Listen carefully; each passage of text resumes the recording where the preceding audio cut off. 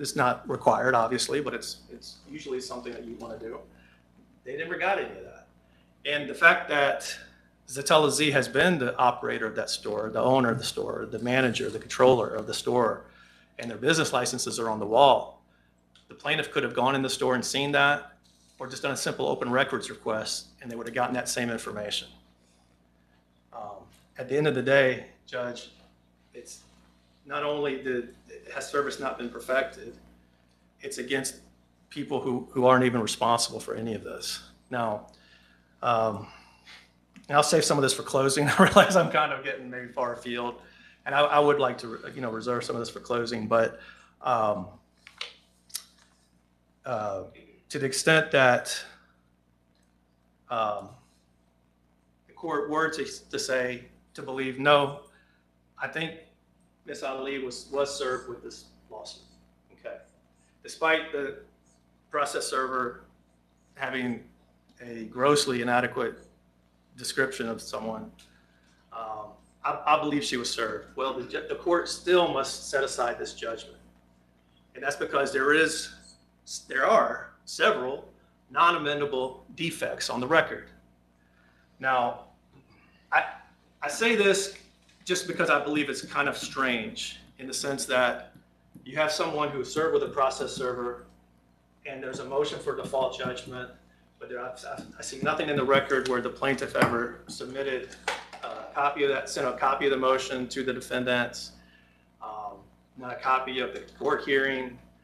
We inquired with Your Honor's staff, and it doesn't look like the hearing itself was ever taken down. So we have nothing to go on. We're simply, in the dark.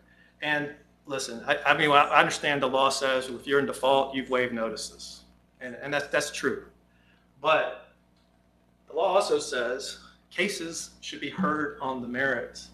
Default judgments are not favored in the law. And this isn't a situation, Your Honor, where it's a promissory note, say, a promissory note case. And the plaintiff attaches a copy of the note. Clearly, it's the defendant signing that. Defendant served, defendant doesn't answer, it's liquidated damages, what have you, and there's a judgment entered. Then the defendant coming back later and saying, no, I want to get this opened, right? Slip and fall, as the court I know knows, is just ripe with liability issues. It is never a foregone conclusion that any owner or proprietor is going to be responsible for an injury that happens at the premises. That's just not the law in Georgia. So coupled with those liability questions, when you have even the wrong parties, and we've shown evidence, we have presented evidence to this court to show that those aren't even the right parties, begs that this case be open, the judgment be open, and we have a case, we try this on the merits. So the non-amendable defects, it's a couple. One is the affidavits of service. As a matter of fact, the description of Ms. Sarah Ali, the defendant that is sitting here today, is not right. It was not right. The plaintiff acknowledges it's not right. And what the plaintiff says, yeah, you're right. You caught us. We made a goof. We made a typo. In his deposition, Mr. Williams says, I know how it happened because I have this app. I'm texting Ancillary Legal Corporation when there's been service. And I'm driving. I stop at a red light, and I'm typing it out really fast, and I accidentally hit male instead of female. That's his excuse. Now, he doesn't question the other problems with the description, but that's his excuse on that one. Now, I find it troubling, first of all, that this man is, committing a crime, driving and texting. But at the same time, even put that aside, Judge, and it hurts his credibility. If it was a goof, it was a mistake, well, he still signed the affidavit. Ancillary Legal Services may have prepared this for him, but it is his signature on each one of these affidavits in front of a notary. So he can read it, he can check it, he can confirm this, he can make the corrections, and he did it. And it's twice. I can't stress that enough. This is two separate instances, two separate affidavits that he's saying. The other thing, Your Honor, is Mr. Edwards asked him in his deposition, has a court ever disqualified you from service? He said no. Well, we know that's a lie. In the supplemental motion brief that we filed yesterday, Your Honor, there was a case in front of in Gwinnett County Superior Court in front of Judge Byers where she refused to appoint him to serve a case because she said that the affidavit, when you ask for all the agents of this company, that doesn't comport with the law. I'm not going to do it. That's what she said. So there is an instance. This was in 2021. We've attached it to the court to our brief. It's also available on Westlaw and Lexis for the court to look up. But the point is, he lied. He actually has been disqualified before, and that dovetails, Your Honor, into the second non-amendable defect of the case, which is 911-4 for special appointment of a process server requires that process server state on the record that he is a U.S. citizen. And although Judge Byers in Gwinnett said, no, that doesn't comport with the law, I'm not going to do it. There actually we found a case, and I think it's a 2002 Court of Appeals case, and and I'll save some of this for closing, Your Honor, but just to give you a taste, I guess, address this issue with the case. And it was a split decision. I believe it was 4 on the panel. It wasn't just the 3 panel. They brought in the other judges. So it was I think it was 4-2 dissent, where they said, it's okay. In this instance, with the motion appointing agents, unknown agents, that was okay because the actual affidavit of service from the person effectuating the service stated that they were a U.S. citizen. So they said, that doesn't skirt the directives of the statute. We're okay with this. Well, Mr. Williams doesn't do that. And that is a non-amendable defect. The plaintiff, as I said, acknowledges those issues, and now they say, hey, we want to undo that. We want you, Your Honor, under 911-4I, to amend the affidavits to what Ms. Ali actually looks like and is. Now they want to do that and just have it relate back to the original date of the alleged service. And they're still in default. You're still going forward with post-judgment discovery, what have you. I can't find a case on point on this, Your Honor, which talks about the interplay of 911-4I and 911-4H. 911-4H, and I didn't look up the legislative history. It was changed, I think, within the 10 years. I've been practicing since 2003, and I had an early case on a default that didn't exist. But as it reads now, if the proof of service isn't filed within 5 business days of the actual date of service, the time in which the defendants have to respond to that lawsuit is extended accordingly, right? So I don't see how the plaintiff can have it both ways. I don't see how they can have the affidavits amended to reflect the truth now without affording my clients now a fresh 30 days to respond to that lawsuit. I don't see a case on point on that. And I don't think it was the legislature's intent. I think the legislature's intent was, sure, you can amend affidavits, but when they created H and required now a plaintiff to file those proofs of service within that 5-day period, or you're giving them more time to respond, I don't think you can read those any other way. In other words, if they're fixing it now, if they're amending it, then certainly we have an opportunity to now respond to that lawsuit, irrespective of the lack of service. Let me see if I can repeat that back to you, because that was novel to me. So I'm trying to also see the interplay with that in the opening of the default. So if I were to, so you're saying if I were to give them permission, grant their motion to modify the affidavits, I then have to reopen the case and allow them, that would basically restart the 30 days for y'all to answer, or did I miss that? That is right, under 911-4H. Okay. That is right. I just want to make sure I understood what you're arguing correctly. And even if the court were, if you don't agree with me, you may not. This is the first time I've ever thought about it that way. But if the court were to disagree, and it would still, they're still not entitled to this relief because they still have to show that the parties, that my clients, the defendants, are not prejudiced in having that amended. Well, if they weren't served, and even if, again, the court thinks they were served, to have this just, blatant, factual inaccuracies in the description of the person served, that doesn't in and of itself create an amendable defect. They will be prejudiced in having those affidavits amended, and so we would ask the court deny those motions for that reason. Would the Honor like to hear about the protective order motion as well? I mean, I think that stands for itself. Yeah, we'll circle back to that when we finish this one. And I'm happy to, again, stand in my place on the affidavits that have been filed, as well as the deposition of Mr. Williams, if the court or even the plaintiff's counsel, would like to cross-examine my clients, we're willing to do that too. Okay, thank you so much. Thank you. All right, Mr. Edwards. May it please the court, we'd like to tender the deposition of Kevin Williams in evidence, please. Okay. You all have already filed it, and so I will just take note that it is a part of the court's record. It was filed with this court on, there it is, 4/28/25. Okay, it's in the record. And there's no objection from defense counsel, so it is admitted, Your Honor, please. No objection. All right, it's admitted. Right. May it please the court, there's a lot to cover here. I suppose the first thing that's maybe the most important to understand is it doesn't really matter if we amend the affidavit of service or not. It says mail.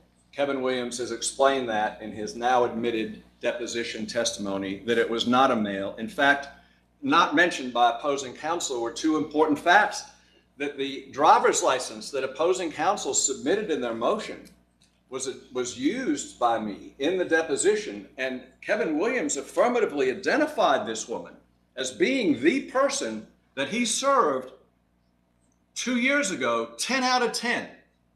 And she's also 10 out of 10, the person who saw him through the window and refused to come to the door to get his deposition, to get her deposition subpoenas. It doesn't matter if we amend the affidavit of service. It's still completely valid service. This entire case, if Your Honor please, is pedunculated, sits upon this repeated claim as if it were true that an affidavit of service is not amendable. If Your Honor please, 911-4I is the very specific way that the code provides to correct some kind of a need for a correction in an affidavit of service, but it goes with OCGA 911-60G, as in George, clerical mistakes, and I'll read it. Clerical mistakes in judgments, orders, listen, or other parts of the record, and errors arising therein from oversight, male instead of female, or omission, United States citizen, may be corrected by the court at any time of its own initiative or on the motion of any party, and after such notice, if any, as the court orders. This motion to amend the affidavit may be considered in substance as a OCGA 911-60G motion, which is the more generic form of correcting this specific type of document, but it is clearly amendable. What a stretch for counsel to suggest that this is non-amendable. That's an absurd argument, just like the absurd argument that if an affidavit of service is amended, that you then have 30 days to respond. That's pulled out of the nowhere. That's not the law anywhere. So let me move on with some other things.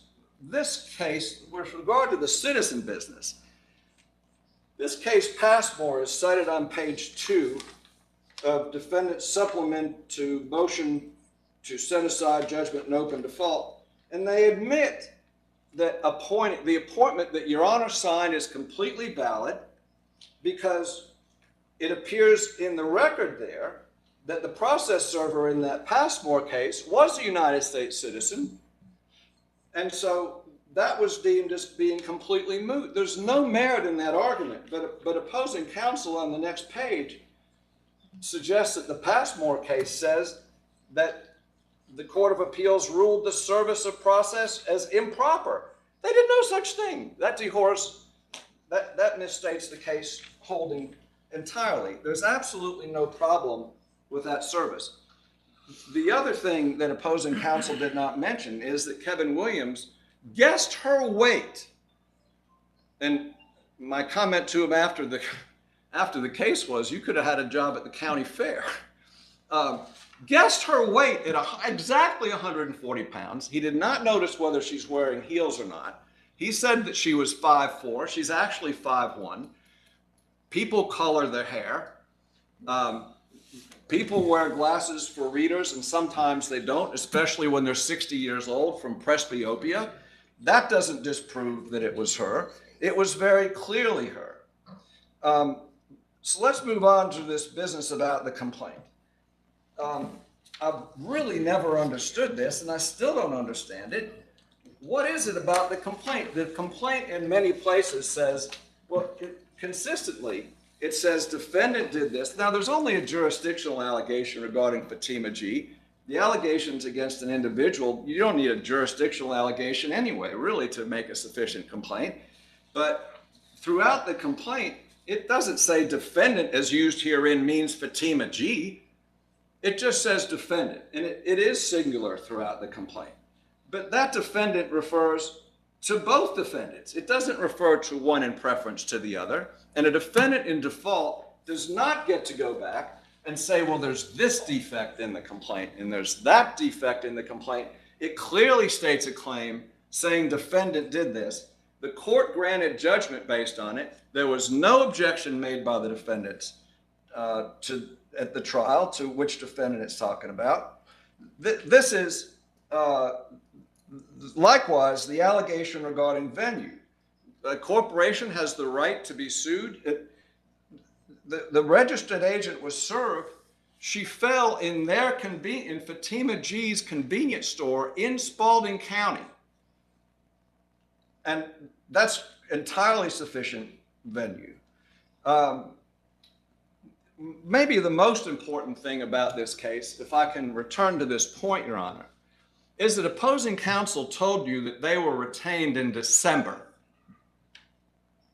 Your Honor, please, it is in the record that in February, these defendants committed a fraud with the help of somebody, and we find out who we're going to add them as parties. I'm going to object to anything, crazy allegations about fraud. It has nothing to do with this case. I will sort it out. Just take umbrage, Your Honor. I get it. My policy is to allow as much latitude in arguments as possible. I will sort out all of it at the end of the day.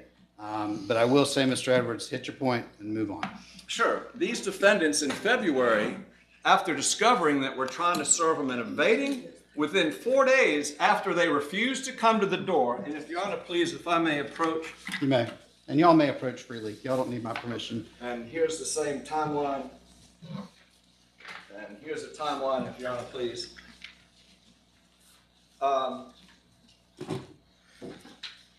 These defendants, and I'll find the point in the timeline where they did it. Right. Well, it's right after. There's an attempt to serve them with the deposition subpoenas that these defendants file a deed conveying from Fatima G, the Zatella Express, what I'm calling Zatella Express. We all know that convenience store and liquor store out there in 6 acres. They convey it to an irrevocable trust in February to try to defeat our 5 faiths. Now, why is this all important? It's important, Your Honor, because opposing counsel calculated the time of their entry until 4 days before the depositions were to occur on March 28th. They waited till March 24th on purpose in order to pull the trick that Your Honor sees all the time that clogs the courts, that creates backlog, to manufacture a crisis. And that was my email response to them. And if Your Honor, please, because opposing counsel talks about our declining to communicate and wants, oh, Judge, we tried to settle this. If I may approach, this is the my March 27th email to to opposing counsel. And did you print off my response to that email as well? No, you can do that. Okay. And if you want to object, just freely object. Just jump up whenever you want. I say, y'all talk to me or else I don't have anything to do. Yeah. So, Sorry, Your Honor. Thank you. May it please the court. They decide to wait until 4 days before the subpoenaed depositions in order to enter their appearance and say, oh, we just got in the case. No, they got in December. This entry of appearance at the last minute was a calculated effort to play on Your Honor's reputation for being compassionate and listening, to abuse that and to say, oh, we can get anything, we'll just do it at the last minute, and then refuse to show up. These lawyers were served with the subpoenas for deposition, for Friday deposition, on Tuesday, and refused to appear because they've just entered appearance. Now Your Honor's heard that they actually entered appearance in December. If Your Honor, please, if Your Honor thinks that it needs to go another 30 days to hear this, that's okay. But there's no way this motion to set aside should be allowed to be considered on the merit when this kind of manipulation and deliberate evasion of discovery has occurred on the very issue that's involved. If Your Honor, please, I would also approach the court, and here's the case, but refusing to appear at a deposition is a special statutory basis under 91137. Your Honor, we're not arguing that motion right now. all right. Hit your point and move on. I will use it as context at this point. Again, Okay. I'm separating. Let me just take a moment. I'm aware that Mr. Edwards has some annotations that he has included in his statements to the factual basis. I will sort those out for myself at the end of the day. I just want everybody to know that I will decide at the end of the day which is context, which is accurate, and which is proven by the evidence that's in front of me. So just let you know, I'm listening to everything all of you are saying. I will sort it out when we're done. You go with that. All right. Mr. Edwards, you may continue. Yeah, well, may it please the court. No,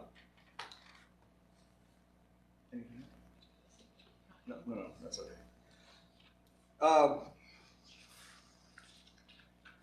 I want the court to understand, you can look at the timeline and see everything that we've been through. Everything we've been through to try to serve these people. And may it please the court, 51 days ago, we filed a complaint to set aside this conveyance and asked opposing counsel to acknowledge service. And he says he's so reasonable, he's so trying to communicate. For 51 days, they refuse to acknowledge service under 911-4. And of course, outside Your Honor's presence, the deputy sheriff served them with that complaint here today. So hopefully we'll have that case underway. But Your Honor, I want to rely rather heavily on the court's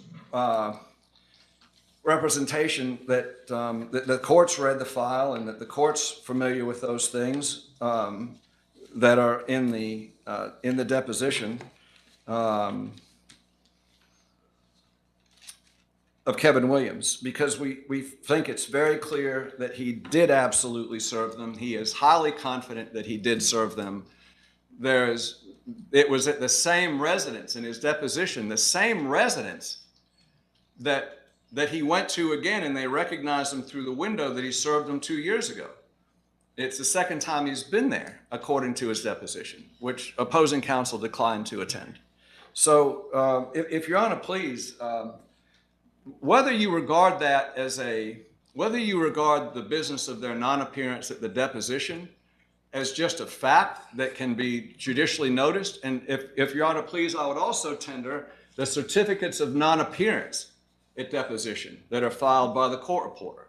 And if there's no objection to those, if Your Honor could admit those documents, which I'm tendering now, alone prove that opposing counsel, based on the representations made here today, refused to attend those depositions. And under 9/11/37 and under the Carter versus Merrill Lynch case that I just passed you, that expressly authorizes denying this motion to set aside. I object on the, sorry. No, that's right. Are you about to talk about the non-appearance? Right. Okay, I just object on relevance on that. It has nothing to do with whether the service was proper or the motion to set aside should be granted or not. That's still, again, having to do with his motion that he just filed 2 days ago. Sure, and frankly, I'm gonna lay it. Okay, then let's just circle back to the very key question.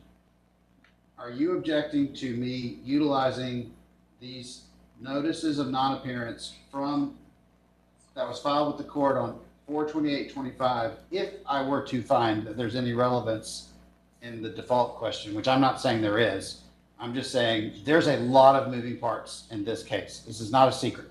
There's a lot of moving parts. There's a new case that just got filed a few minutes ago. Whatever. Are you objecting to me if looking at these and using them in my decision, if I were to find that there's anything there that's of relevance? I just don't see the relevance at all, Your Honor. So yeah, I'm objecting this All right, for the court to consider. I'm going to admit them over defense objection, but don't panic. I may very well find that there's no relevance there, but I'm still going to look at them and decide for myself officially as an exhibit in this case in making my decision. But I may look at them and go, there's nothing useful for me there, and I may set them aside 10 seconds later. Does that make sense? Okay. All right, so your objection's noted. I'm not guaranteeing that I'll give it weight, but I am going to use it over your objection. Yeah, and may it please the court, we filed our complaint to set aside the fraudulent conveyance to the irrevocable trust in February. We filed that on March 26th, not just a few minutes. What we did a few minutes ago was have these defendants served with it, because for 51 days we've been begging them to acknowledge service. They and were completely unable to get service of them, and so we had them actually served.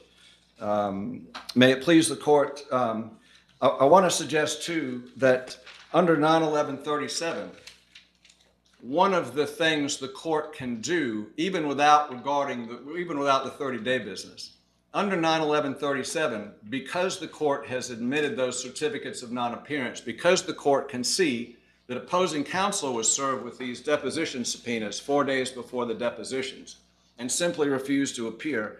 One of the remedies Your Honor can fashion now is simply to decline to allow the defendants to testify and regard the issue as being foreclosed from their non-appearance at their depositions. That's without considering it as a motion. That's just considering it on the evidence that Your Honor has before you and the record that Your Honor has before you.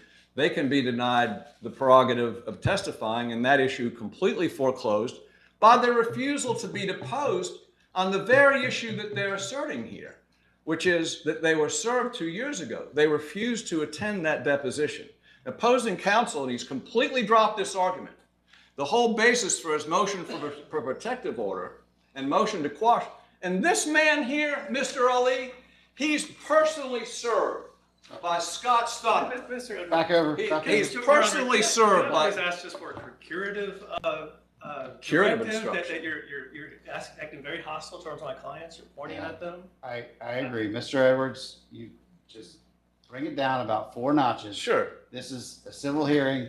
And Sure. do not approach the defense table without permission. He's personally served with a subpoena months before and refused to attend. If Your Honor, please, that should be severely sanctioned. They're turning discovery into a game. They're hiding the ball. They're hiding their assets. They're conveying their assets. And everything is, oh, Judge, we've been so reasonable. No, it's not. And if Your Honor, please, if the tenor of my advocacy is strident, it's because opposing counsel has presented preposterous positions to resist the collection of a lawful judgment. Thank you very much. All right. Mr. Walls, back to you. Thank you, Judge. Floor is yours. All right. Several things. the last, again, I just moved to strike what Mr. Edwards was saying at the end there about the, again, he's trying to, I think, segue into a 9/11/37 motion that I still believe I'm entitled to my opportunity to respond to that. I don't think the court can shoestring it in or I mean, my position shoehorn is, it in. I'm sorry. I know, I heard, That's the word I meant. I translated it to shoehorn, but my position is we're still discussing the motion to open default. Okay. Everything else outside of that is context at this point. Thank you, Judge. And I have to say, you know, was Shakespeare right? Methinks thou doth protest too much. I mean, I heard nothing about the actual merits of this case. I mean, let's just get to the heart of this, right? I mean, cases are supposed to be tried on the merits. I mean, this was and I don't know anything about the case, as I said. I don't know anything about Miss Janney's actual injuries. I've not seen one medical bill. I've not seen any record whatsoever. But I do some plaintiff's work, and I've done slip and falls, and I have had cases involving soft tissue. You know, I don't know what the specials actually were. I don't know, you know, if it necessitated an ankle repair. But $1 million, over $1 million on special damages of 50,000 is significant. And we've shown evidence, Your Honor, that they got the wrong people. You know, if they won it before, Your Honor, they can win it again. What's the harm? What is this? What is the fear there to have this tried on the merits? I've never seen another side trying so hard to get a default judgment. Now, we submitted, Mr. Ali, attached to his affidavit, the proof of insurance. Now, I'll state in my place, up until right before, you know, Your Honor came back onto the bench, I've never had a conversation with counsel.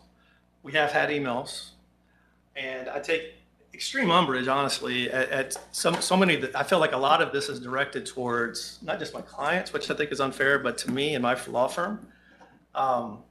I mean, just as an aside, Mr. Edwards keeps talking about how my firm was served with subpoenas 4 days before the hearing. How was I served? I don't know how I was served. Electronically. So that, Okay. It appears as okay, record. it All was right, a fair enough, you rhetorical answered. question, Mr. Edwards. Okay. It was a rhetorical question. So they emailed me. Again, y'all got to talk to me or I don't have anything to do here. Fair enough. So, But at the end of the day, I mean, they've acknowledged by their motions to amend, there are serious fundamental questions about this service. You know, I don't object to Mr. Williams' deposition because I like Mr. Williams' deposition. It confirms everything we have said, which is he got the wrong person or he's making things up. We don't know. Either way. You know, he says also on that day, Mr. Ali came up and drove up, and that Mrs. Ali gave him the paperwork, and he's like going out towards the mailbox, and it's almost like he's trying to look at the license plate, is what Mr. Williams says. Not true. Bald-faced lie. The description of Mr. Ali isn't right. And here's the interesting thing to me about Mr. Williams. So Mr. Edwards asks him, how long you been doing this? Oh, started in 2019.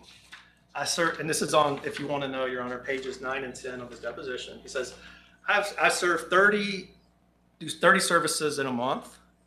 And Mr. Edwards is asking, okay, so that's what, 360 a year? So you've done about 2,000 services before this particular instant service in November of 2022. Correct. Okay. Yet, when Mr. Edwards shows my client's driver's license to him and asks how tall she was, he is certain, this is on page 38 now of the deposition, that the lady he served was 5'4". If she's 5'1", he says, there's no way, because my sister's 5'1". I know that. This guy's 6 foot tall. But he's like, my sister is 5'1", so I would have known. Well, then the question is asked, well, what was she wearing? Was she wearing high heels and things like that? I don't know. I didn't look. So you're telling me a person who's done 2,000 services, does this for a living, doesn't even look at the person or what kind of footwear they're wearing to see how it elevates their height? You know, Mr. Edwards jokes about, he could have, won the county fair, the country fair or whatever. That's the one description he got right, was the weight. Height's wrong. From a driver's license, she doesn't wear corrective lenses. She doesn't wear glasses. She'll testify. She said that in her affidavit. Her hair, it is not salt and pepper colored hair. She's American citizen. She's not East Indian, also, for what it's worth. And the gender is wrong. And I have to say this for the record, Your Honor. You know, it's OCGA 40-6-241, which is the code section for distracted driving and using handheld devices while you're in a vehicle. I think the court can take that into account too, to show that this man is simply not credible in what he says. I mean, he's at least very sloppy. I mean, if he's typing while he's driving, and then he's not even looking at the affidavits that he's signing, that's a problem. And he's also, Mr. Edwards didn't talk about this, he did lie under oath when he said, I've never been disqualified by governmental authority. He had. Now, maybe, you know, I wasn't there to cross-examine him. You know, maybe he didn't know about that order. Maybe that was the attorney that filed it. But we do know, as a matter of fact, prior to the service in this instance, he had been disqualified by a court of law from service. I'm falling on my sword on this. I did misstate in our supplemental brief about Passmore.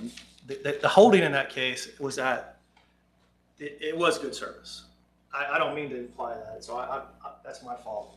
But what I said earlier is true. The holding is true, which is they gave that party, that plaintiff, a pass with the order that they got for the special appointment because the actual affidavit of service from the serving individual said he was a U.S. citizen. And that is completely absent on the two affidavits of service in this instance. They're ready to be to testify if the court would like. I mean, at the end of the day, Judge, again, you know, defaults aren't,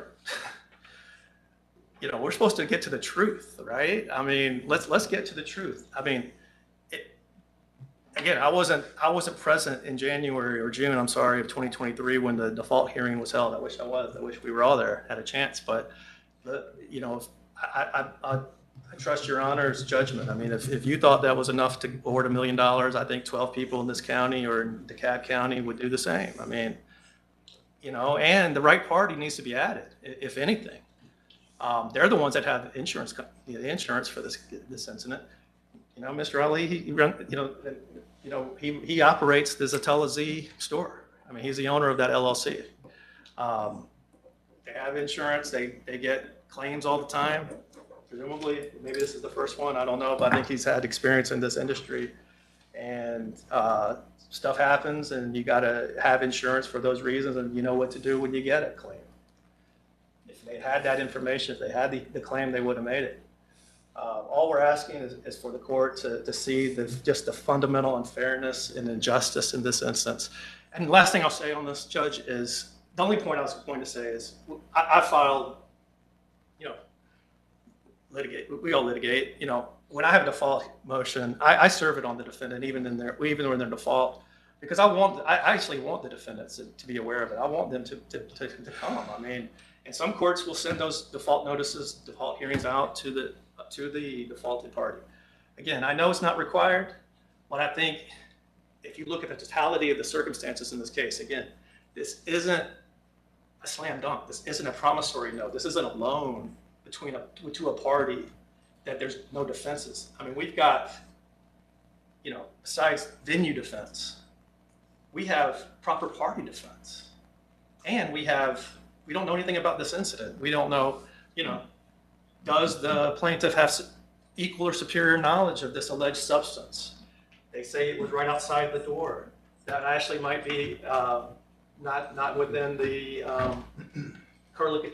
not within the property bounds. I mean, we have all these questions on how this happened, and they're all ripe for, you know, a trial to be heard. And again, that's all we're asking. The last thing I'll say too, Judge, it's also just a little interesting to me that the plaintiff has done nothing to notify the defendants first of the judgment, but also to collect the judgment either. There have been no efforts of any sort of post-judgment discovery. These depositions have come maybe a year and a half later, 2 years later, and again, my clients have stated under oath, and they will swear to this on the stand if you'd like. They knew nothing about this entire lawsuit or the judgment until the end of last year. fall of last year. So, all we're asking is that they be given a fair chance, and let's try this thing on the merits. Okay. All right. Do you wish to call? I mean, you're asking me if I want it, but the fact is that yeah. I get it. I'm just putting clear on the record that whether you call them or not, I understand Mr. Edwards says I could decline it, but if you call them, I will allow them to testify. They will be thoroughly cross-examined, blah. That'll be on the transcript. And so if you wish to do that, you may. That's your decision to make. Well, I guess they've made this sort of oral motion to strike their affidavits. Is the court inclined to grant that? I mean, is that being denied? I mean, no, I'm not ruling on that. I'm just saying we're in this hearing. Okay. May I suggest it be Then- reserved? I mean, Yeah. but Then that's fine. may we have a break for a couple minutes? Yes, Before we. Yeah, I was going to say I need a break too. So, All right. all right, let's do this. Everybody take a break. And since there is a little bit of tension in the courtroom, I'll send this group into the jury room. It's newly refurbished. You all will love it. I know, but that way y'all can go that way and everybody stays in their separate space during the break. So y'all can talk at the podium. That's neutral territory. All right, with that said, we're in recess, I don't know, 10 minutes. Long enough for everybody to stretch their legs, go to the restroom, and then get back in your seats.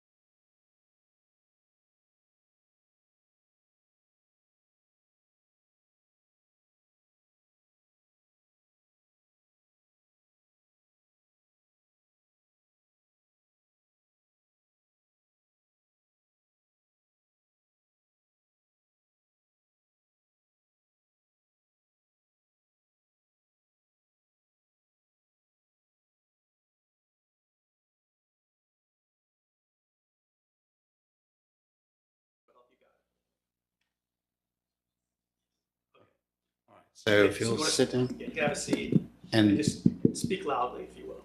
Okay. and this microphone, if you get really close, it gets really loud.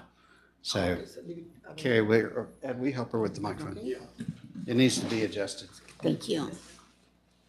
Is it okay? Ed's gonna fix it. Thank you. And then just lower it a little bit there, Ed. No. All right, thank you. Please state your full name for the record. Can you state your full name for the record, please? Just speak loudly, please. My name, Yes, ma'am. Sarah Ali, Okay. And Miss Ali, where do you live? What's your address? 3788 Sutton Place Code, Tucker, Georgia 30084. Is that in DeKalb County? Yes, And how long have you lived there?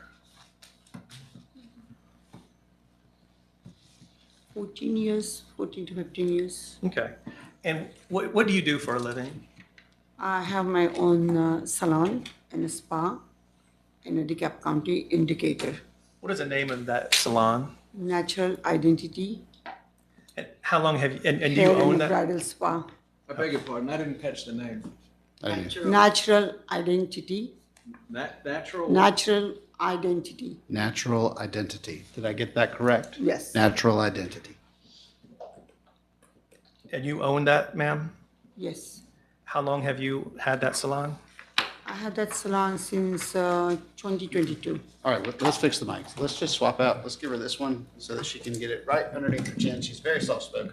May it please the court, if this is a point of order, then it is. How broad is this examination to be? I gather that we were going to limit ourselves to the issues of whether or not she and her husband were served back in 2022. And because I have a whole lot of questions I'd like to ask. I'm Like- aware. Like about somebody's, all their business assets and all their business and where they do business. And if this is not opening the door, I don't know what is. But this is gonna be far more than an hour if I get to redirect with a thorough and sifting cross-examination on their assets. It's not gonna take an hour, it's not gonna take 2 hours. It's gonna be very complex. So I would suggest and move that the court can decide what's relevant and what's not, but I think we should stick to what happened 2 years ago with the service. All right, so I took what Mr. Walls was doing was just introductory. If you had a lot more questions on the business, No. okay. You're right, Your Honor, introductory, and there's also a tie-in with this in a Okay, moment, well then if I let's- may. Again, let's keep it narrow. Let's keep it to the opening of the default question. And ma'am, if you'll just lean into that mic and use it, you're very soft-spoken. Okay, And I just want you to get really loud for me, okay? okay, So sure. get right on that mic. Okay, thank you. Better? Better. Okay, Stay close. okay. Okay, so let me just cut to the chase. So do you remember November 21st, 2022? Usually it's November 24th is a Thanksgiving. That year it was. That's what Okay. is showing my phone. I just checked my phone. Okay, so you just I checked your mostly- phone to find out that November Right, 24th was I was on Thanksgiving? November Okay. 21st. So But does I that don't re- have any picture of mine, but 24th, I Kathy's have the not- Thanksgiving pictures. Kathy's not getting any of that, and neither am I. When Okay, it's overspeak, I can't. I apologize. especially with the difficult thing. oh, so sorry. No, ma'am, thank you. All right, let me just ask this question, ma'am. I'll withdraw that question. Were you served with the lawsuit in this case on November 21st, 2022? No, Have you ever been served with the lawsuit in this case never, at any day? no. Okay. Now, as you know, we've talked about this, and you've heard the testimony here, or the arguments here today. There's two affidavits filed by a gentleman named Kevin Williams, who says that he served you with paperwork on November 21st, 2022, one at 11:59 a.m., which was on behalf of Fatima G., and then one on your own behalf at 12:01 p.m. on that day. Did that happen? I don't think so. I don't think so. I mean, I never been signed anything. I never got anything. And most of the time at 11 o'clock, I'm gone to work. Okay, you said you don't think so or you And- know so? Objection, No, leading. no, sir. Objection. I never got any Objection papers. terribly leading. May it please the court. Just give me a second. This is not, this should not turn into something where she says she doesn't think she was served with a lawsuit, which is an incredible no. answer. I beg your pardon, leading, Your Honor. Okay. The short answer is that, it's okay. I'm sorry, because I never done this. This is my first time. Deep breath, breathe in, Thank breathe you. out. There is a language barrier to an accent barrier, so I am going to allow leading, but at the same time, not by the nose. Okay. So you may assist a little bit with leading, but we've all got to be really careful because Miss Kathy right here is recording our conversation. Okay, And if you and I talk at the same time, she cannot record our conversation. got you. So anytime they are talking, you and I will be quiet. So we're in this together, okay? We'll be quiet, they'll talk, and then we'll get back to it. Does that help? Yes. Okay. Okay, thank you, Judge. Do you recall where you were around noon on November 21st of 2022? Yes. And where were you? I was in my salon. Your salon? Yes. All right.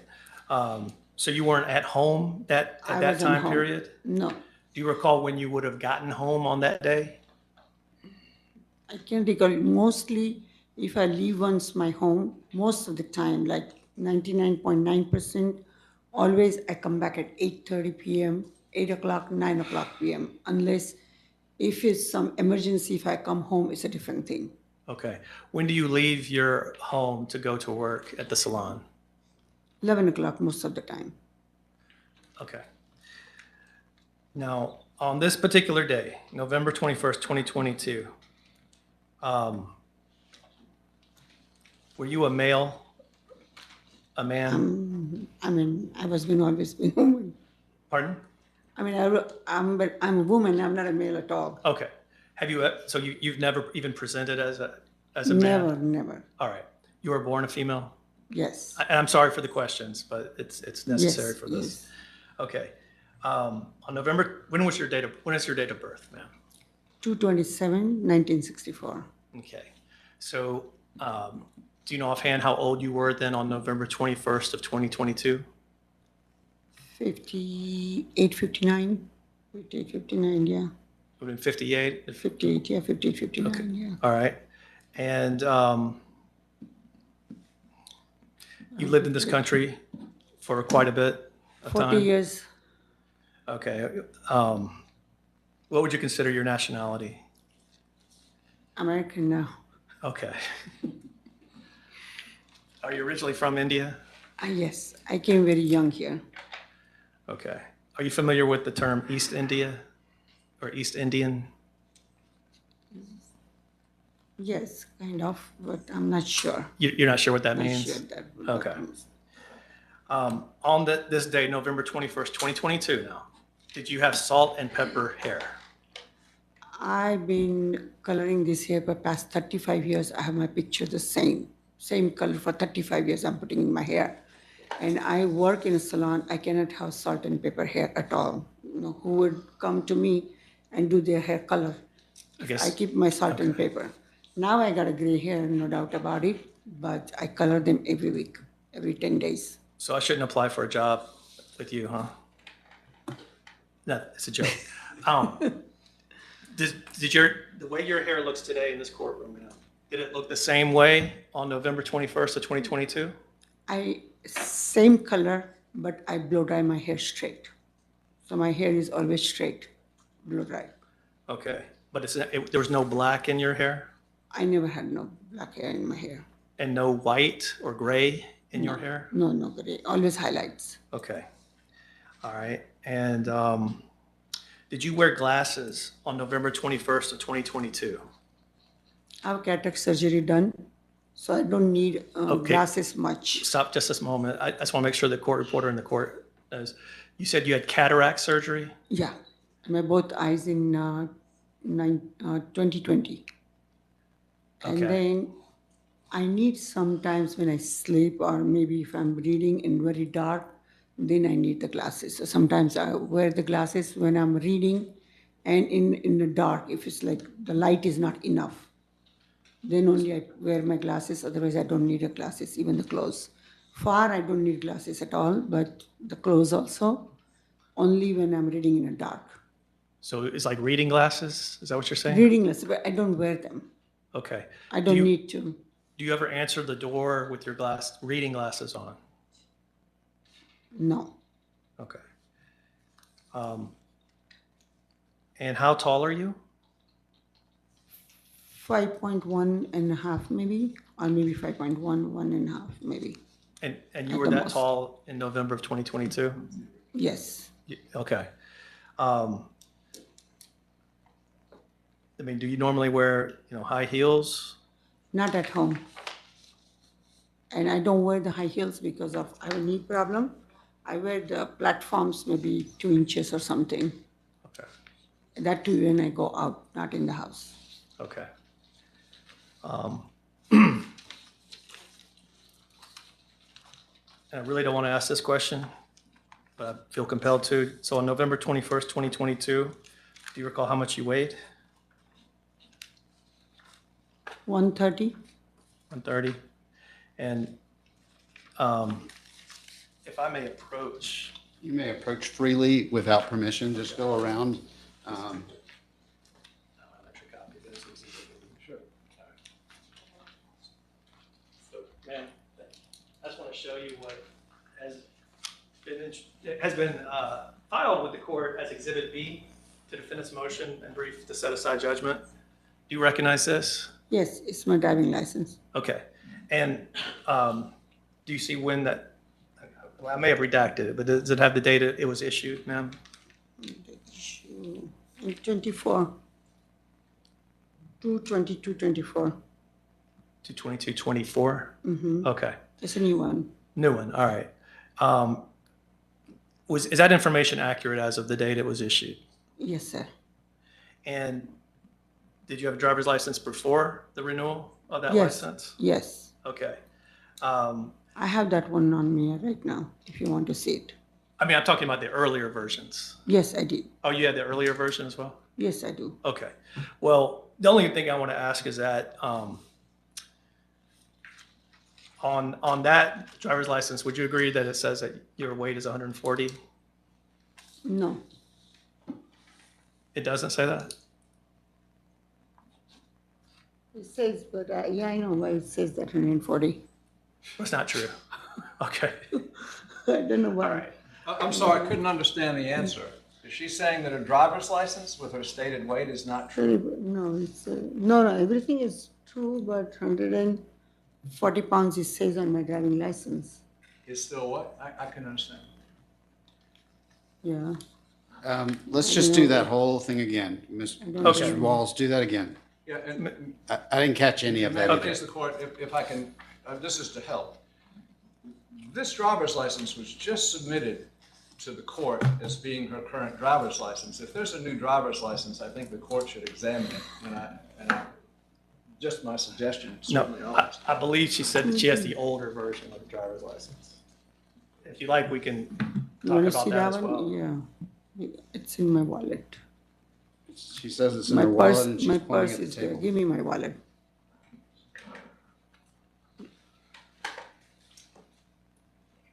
Let's go off record while we sort this out. And when she gets her license out, Ed, will you make a couple of copies for everybody?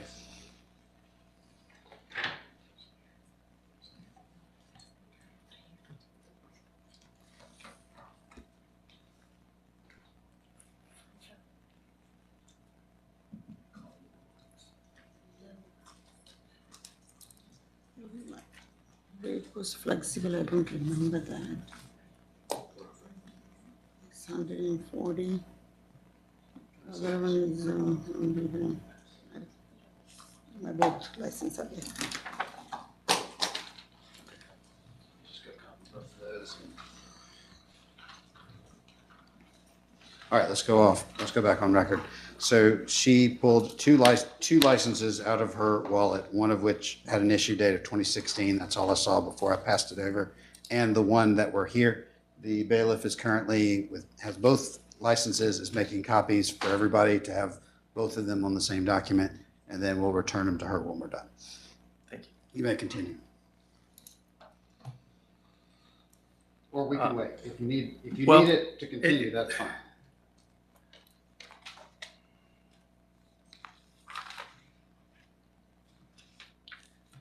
So I know you gave me free permission to Yes. approach the witness. Thank you.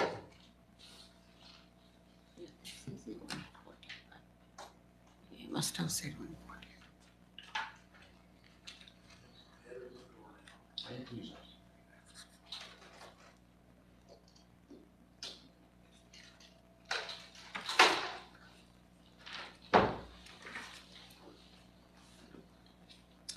Now, ma'am, I'll submit to you that Mr. Williams in his deposition stated that he not only gave you the two sets of the lawsuits, but then that your husband came home and he took it from you, or you handed it to him. Did that happen? No. Okay. you didn't. What would you have done if you were served with paperwork? I do not take any paperwork most of the time because in my shop, I never had those kind of any paperwork comes or something. If anything, I would call him first and then only most of the time I would take it unless if it's on my name, And you're pointing I to would take it. But if it's not on my name, I would not even touch it. I would Okay. ask him. and you were just now pointing to your husband, correct? Yes, if it's on my name, I would Okay. take it. If it's not on my name, I wouldn't touch it. All right. And the reason I'm asking is because I want to preserve this record that the court reporter is taking down for us. Okay. That's why I'm asking. Okay. So you pointed to the gentleman to my right. Is that right? Who's sitting at the table? Yes. And what is his name? Sadru Ali, And what is his relation to you? he's my husband. Thank you. So now you're the registered agent for Fatima G Incorporated, is that right? Yes, sir. What does Fatima G do? Fatima ji is property. And I'm sorry, is Fatima, is the pronunciation? Yeah, Fatima. Okay, Fatima ji. okay. And what does it do, ma'am? It owns property, is that what you said? Yeah. Okay. Does that include the property that is referenced in this lawsuit? That is Zitella. I'm sorry, ma'am? That one is Zitella Express. Zatella Express? Yeah. Okay, so let me ask you this. Does Fatima G Inc., does it do business as Zatella Express? Do you know what No, that, No. It's like Fatima G is the property and Zitella is the tenant on that land. okay. So this is, we were talking about the property. Are you familiar with the property commonly known as 4319 Noonan Road, Griffin? Yes. I'm going to interrupt. I'm handing her back both of her licenses, and copies are being circulated by the bailiffs. You may continue. Thank you, Judge. I have to go check my funds now. Okay, so you are familiar with that property, 4319 Noonan Road? Yes, And who owns that property? me. Objection, what's the relevance of this to service? Okay. I'm with him, so steer it back in unless you want me to open it up wider. Fair enough, Your Honor.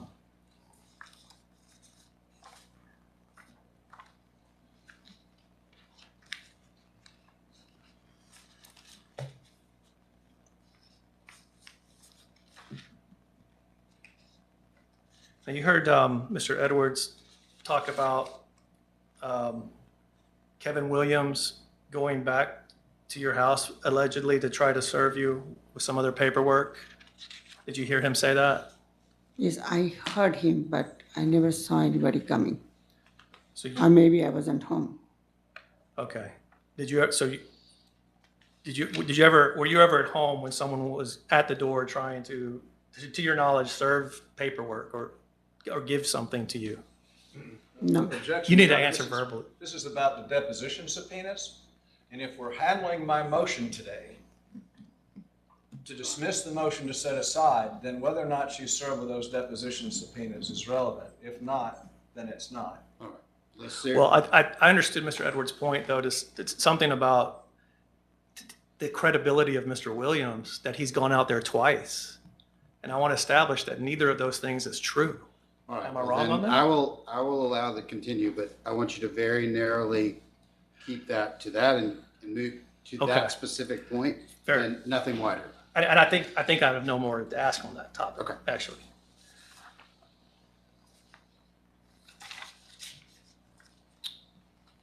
When was the first time ever heard of this particular lawsuit?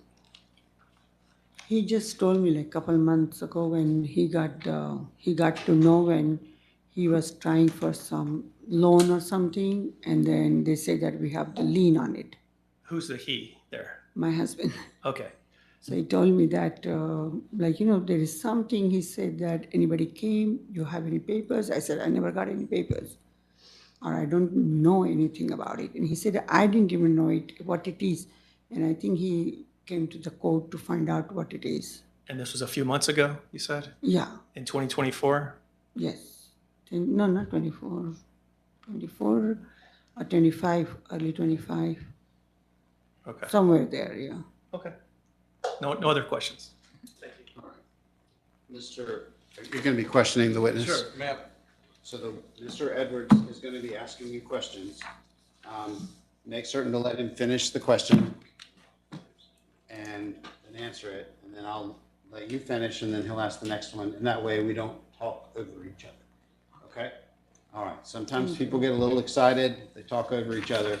I may stop you to take a deep breath and try again, okay? Okay, thank All you, right, sir. deep breath. Mr. Edwards, you may, whenever you're ready, question the witness. I'm sorry, but that's what I voted for already.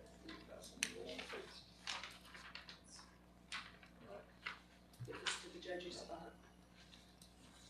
Please, ma'am, you've been handed plaintiff's exhibit number 1, which I represent to the court and to you, is the same plaintiff's exhibit 1 as was shown to Kevin Williams in his deposition on March 28th. And I ask you, is that a true and correct picture of your driver's license as it was submitted to this court in support of your motion to set aside the final judgment?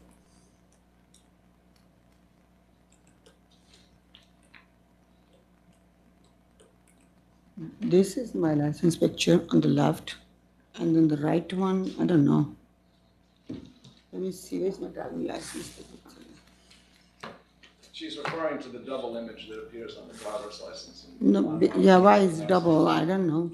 Because on my license, I haven't. Intended to prevent You forgery. gave me my license back too? Yes, sir. Can I see that document? Where I kept the license? Sure you can. I'll pass the licenses back down to you, I ma'am. did. It should be here. Take a sir. moment, look through Yeah, your, yeah, yeah, it should be here. I get the notice. Yeah, it's, I don't know. all right, let's have, y'all are going to interact I with know her and clue. have you come around. Oh, I'm sorry. Okay, so I have no clue. That's the way it came from the department. Once No. again, please, Sorry, ma'am, just is answer that this your question. driver's license? Yes, it is. Is that not the license that your lawyer submitted to this court in its motion to set aside filed March 24th, 2025? I didn't understand You what you mean. submitted, you gave a copy of that driver's license Yeah, to this your one. lawyer. This one. Isn't it true that you gave that driver's license to your lawyer to submit to this court, which you Yeah. did submit to this court? Yes, In yes, your motion on March 24th, 2025, yes? yes. Okay, and now I hand you plaintiff's exhibit 2 through the court reporter and ask you if those are copies of both that license that's shown there, the 2020 edition of your license, and the 2016 edition of your license.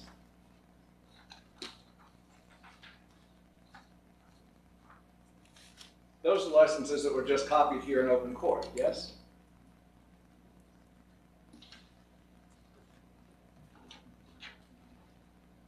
Yes, Okay, May it please the court, I tender P1 and P2. Objection. No. P1 and P2 are tendered without objection. May it please the court, ma'am, when your hair grows out, it's gray, isn't it? Now I have only 40% to 45% gray. You have what percent gray? 40 to 45% Okay. gray now. All right, so if your hair grows out, there are black features to your hair, yes? But my hair mostly doesn't show much because in 10 days I color my hair.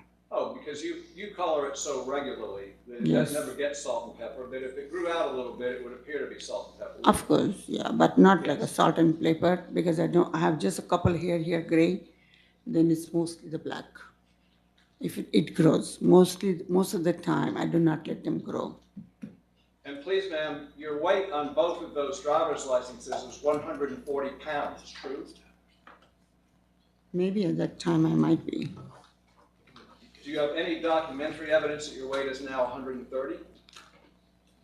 Last I went to check my doctor, I was 29 or 30 something. I went to my diabetic doctor, so that time I was 130 Please, ma'am, It I heard was your testimony to be... last week. I'm sorry, were you done? Yes, Were you sir. done with the action? Are you pretending that you keep a record of what time you go to work every day? Objection. That wasn't the testimony. Rephrase your question. Do you keep a written record of what time you go to work every day? No, You don't really know what time you went to work, whether it's 11 o'clock or noon or a little after noon on any given day, because your testimony was that you don't think so as to you being served with any documents, and your testimony was further, most of the time I'm gone by 11 a.m. from your home. Wasn't that your testimony? that time when they said that November 22, 21st November 22, it was like after 2 days, it was Thanksgiving. And mostly Thanksgiving, the salon is busy. And most of the time Thanksgiving, I leave even 10 o'clock, not even 11 o'clock. My shop opens at 10:30, I'm there. Oh, so now you're going, before you said 11. Most of the Before you days, I go on 11 Now o'clock. you're moving it back to 10 or 10:30. No, I'm talking about that particular day right now. When you testified about that particular day previously to council, and you said... Around 11 o'clock, I'm Objection's going. badgered the Every witness. day I'm going 11 Sir, o'clock. this is going to be a big old indiscernible due to everyone speaking simultaneously. Let's do the objection first. It's badgering. Okay. Mr. Edwards, I'm following your questions, but I think because of the language gap, I'll ask you just to slow down a little bit and let's just get these answers clearly on the record, which you want a clear record too, and we'll go from there. So ma'am, when anyone else is speaking, it's okay. I don't want to lie. Most of the time I go at 11 o'clock, and maybe sometimes if I have doctor's appointment, something, Sarah, it's okay. You don't worry about it. Don't be scared. You're okay. I just need you to listen to what I'm saying. Uh-huh. When Mr. Edwards or your attorney or I are talking, just stop talking. Let us sort it out, and then I will wait for you to continue. Sure. Because when we all talk over each other, it Chicken. doesn't work. Okay? Deep breath. He's going to ask his next question. You're going to answer it. And if one of us is talking, don't. Okay? Okay, go You've ahead. been speaking English for 40 years, true? Yes, Yes. You speak English in this business that you want to tell the judge about, don't you? You speak English in your business to your employees. yes, Yes. You've spoken English for 40 years, yes? yes. But today you have a language barrier. Is that what you're contending? No, it's like, still like, I'm working in a Patel Plaza. It's all Indians working with me. But I talk in English, but, not all the time. Sometimes I have something like this, I get confused. Now, Kevin Williams said that you were 60 years old, approximately, or appear to be 60 years old, but at the time you're saying that you were born 2/27/64. Yes, so now So you were Now I'm almost 61. 59. no, In January of 22, I've been February 27, 1964. So February 20, 27, 24 is gone, so I've been finished my 60. Then 25, I turned 61. How old were you in November of 2022? I have to calculate it. 64 to 22, you said, right? So 58. Okay, so he said you're 60, you're actually 58, is that correct? No, You were actually 50, you were 58 that on time, date. on that date, yes. Hold on a second, Mr. Edwards. Mr. Wall needs to speak with his other client just for a second. Go ahead. You need to tell him. Thank you, Judge. Okay, you may continue, Mr. Edwards. You do wear glasses sometimes. Only for the reading. You do color your hair. So your Yes. hair has been different colors. Same color for 35 Do years. you have any evidence of that? Yes, you can check You my brought pictures pictures. from 2022? that you 20, did? yeah, 22. Yeah, I Sure, have of my course. phone. Thanks, all right. It's in my phone. Hold on. I'm not tracking what's happening here. Hold on just one second. I'm You- asking her if she's ever colored her hair. Okay, I got that, but she's pointing it at her attorney and saying No, something. because he said that you have the evidence of, I said, it's on my phone, I have my pictures of 22. You He can does take a give look. evidence of her Okay. hair in 2022. Evidence He's of like, hair, "I got yes, I can pictures." show him. I didn't ask for evidence. Judge, can I run my own You, cross-examination? you can, No, but you you did. asked her if You she did had ask. Yeah, evidence. evidence, I said Sorry. yes. Stop talking. Sorry, Judge. You asked her if she had evidence. She Right. said yes. Right. Like, if you don't want to ask her Right. about evidence, No. then you don't have to. I'm with you, but I didn't ask her to produce it, if Your Honor, please. The point is that she has it, she says, and didn't produce it. Okay. That's also very relevant, that she has access to superior evidence and did not produce it. That's, Okay, well then I'm just going to leave it as, if you ask her again for evidence and she offers it, Yep. I'm going to let them bring that up. thank So, you. Your Honor, I don't have any further questions about that. all right. How did Kevin Williams get this description of you that matches? How did Kevin Williams, do you contend, or do you have any theory at all about how Kevin Williams got this description of you that went in his affidavit of service in 2022? Objection, ask, cause to speculate. All right, well, if she has an answer, she can answer it. If she doesn't, then don't speculate. It's as simple as that. So overruled. It's overruled. And you need to talk to your client again about, he needs to be a statue, a still statue over there. Go ahead, Mr. Edwards. Please, ma'am. How did Kevin Williams get this description? Do you know him? Are you suggesting he has something against you? Are you suggesting that he had somebody spy on you and then didn't serve you and filled in your description at 140 pounds and 5'1"? I don't Same know objection, anything Judge. about it. Overruled. What? I Continue. don't know anything about it, how he found me and how he describing me, I don't know. You also testify that sometimes you wear heels. Is that correct? When I go out, not at home because I have a knee problem. How about when you're about to go out to work? Like I you wore wear that day. flat shoes at work. Because I'm a hairdresser, I have to stand. So, and I don't work as much as I used to because of my knee problems. I always wear the flat shoes.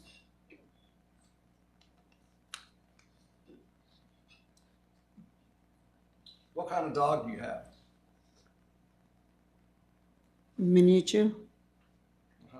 Shih Tzu. And you have does your daughter live in the house with you? Does another woman live in the house with you? Yes, my daughter. Okay. And you have a window over your door and a landing upstairs with bedrooms on each side. Is that correct? Well, In your house, mm-hmm. there's a window over the door.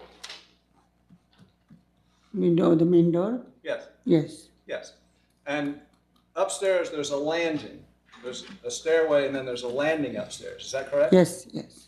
And at either side of the landing upstairs, there are bedrooms. Is that correct? Or rooms? My daughter's room, yeah. Okay. And who's across from your daughter's room on the other side? What is there? It's her study room. Right. And so. So both the are you- rooms are hers. Have you read the affidavit of service, of non-service, of Kevin Williams having returned to your house to attempt to serve these deposition subpoenas and him describing seeing you look at him from that upstairs bedroom and seeing a younger woman stick her head out the opposite door on the opposite side of the landing and look at him, and both of you refuse to come to the door? Have you read that affidavit of service?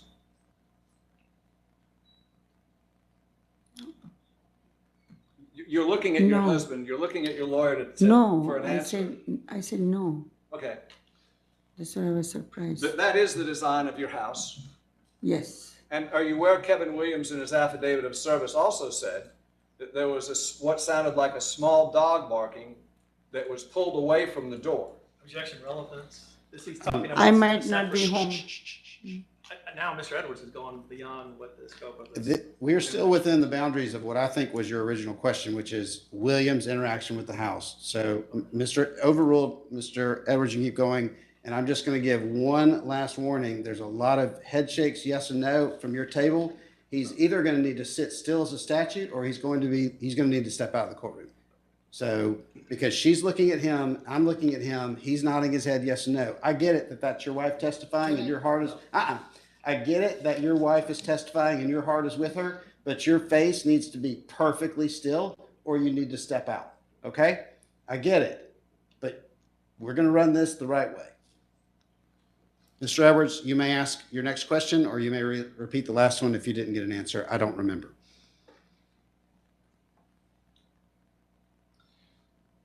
The question was, you have a small dog.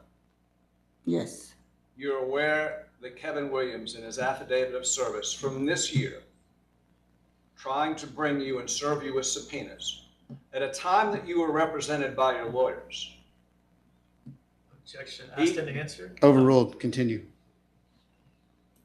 His affidavit of service testifies that he, on his second of 3 attempts, the first attempt you looked at him, he testified. The second attempt, the blinds were closed and he heard a small dog come to the door. The small dog was then retrieved from the door, he could hear from outside, and removed. He heard the receding sound of the dog barking going away. Did you remove a dog from the door? no, Okay. So you're saying that you did not see Kevin Williams and did not look down at him. no. Do you have any explanation as to why Kevin Williams would just make that up? Objection. Sustained. Do not answer that question. Okay. Ask your next question. All right. I mean, I gave the wrong grounds, but it was for cause for speculation. It's sustained. You're okay. Just sit still. No, something my daughter has friend of It's okay. Just sit still. study. All right. They studied. That question, I said no, that he can't ask that question, so there's no response for you to that question. Thank you, sir.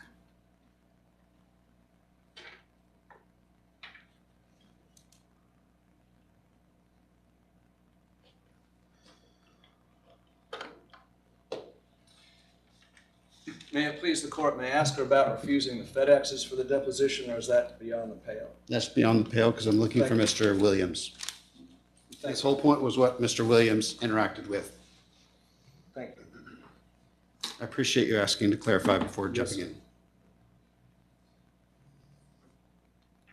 Was your salon, okay, that's not something I need to ask right now.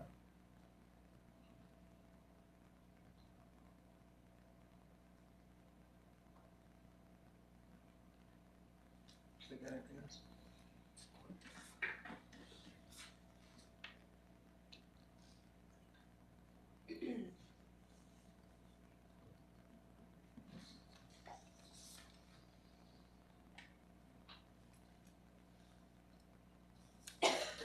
If Your Honor, please, I think that's all there is that I need to ask for now in the interest of time.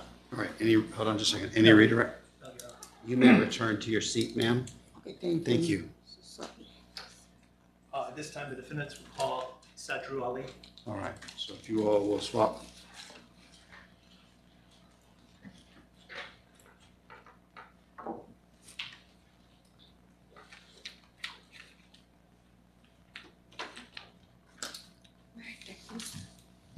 I'll take that. All right, I have plaintiffs 1 and 2 up here on the bench. I'm gonna set them up here in case y'all want it.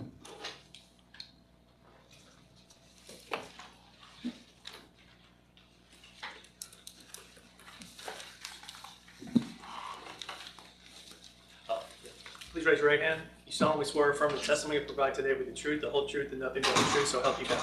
I do. Thank you. You have a seat. Please state your full name for the record. Sadru M. Ali. Mr. Ali, how are you related to Miss Sarah Ali? She's my wife. And where do you reside, sir? 3788 Sutton Place, Court Tucker, Georgia, 384.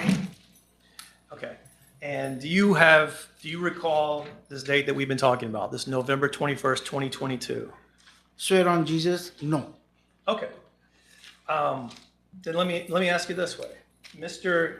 Williams, Kevin Williams, in his deposition stated that he came to y'all's house, spoke with your wife to give her papers, and that she contacted you on the phone.